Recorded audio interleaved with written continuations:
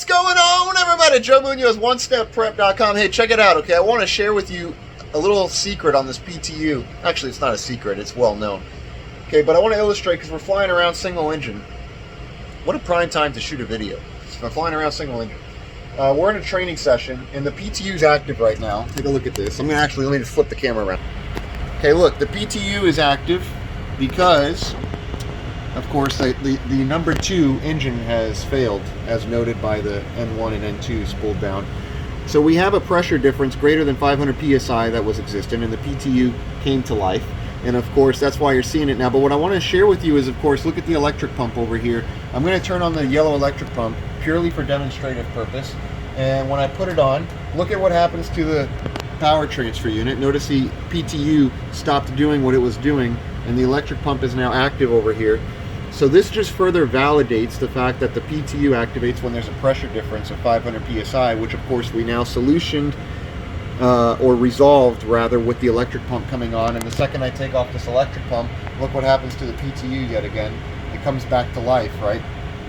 So it's just a pure validation of how the PTU works. Now, the PTU has a couple inhibiting factors which we're in flight right now, so this is not particularly going to be the case, but it happens to be on the ground when we have these master switches split with the parking brake set right back here, or master switches split with the nose wheel steering disconnect. Maybe I can show you guys that.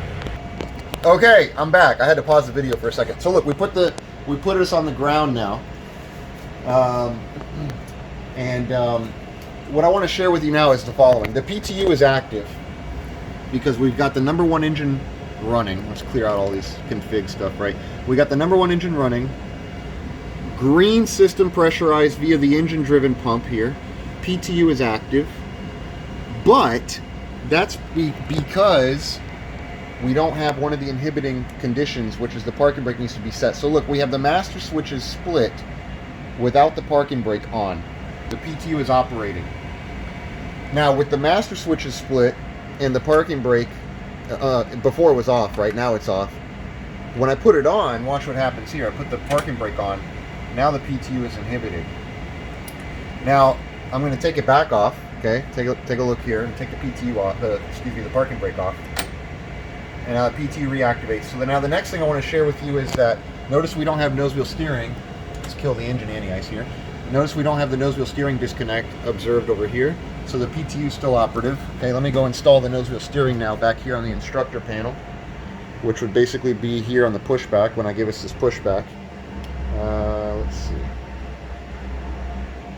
And I think when we get the pushback here, we should get the nose wheel steering. Here we go.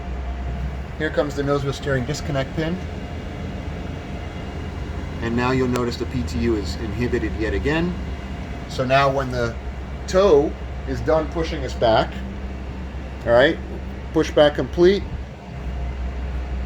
Although, let's see. Well, they're still pushing us. There we go. Now they stop.